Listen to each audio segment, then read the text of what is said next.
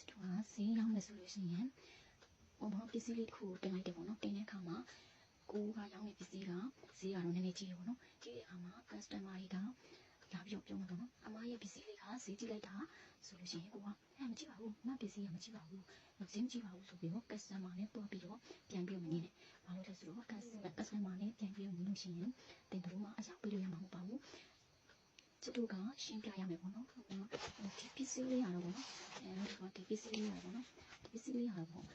ရွှေပိုးကောင်းလေးချုပ်ထားတယ်ပေါ့နော် quality ကောင်းကောင်းလေးချုပ်ထားပေးရမလို့ဈေးကြီးပါတယ်ဒီပစ္စည်းလေးကတော့ပတ္တနီပိုးနဲ့ချုပ်ပေးထားတာမလို့ဈေးကြီးပါတယ်အမအရေးတွေ့ရဘလို့ကောင်းတယ်ပြီးလို့ရှိရင်အမ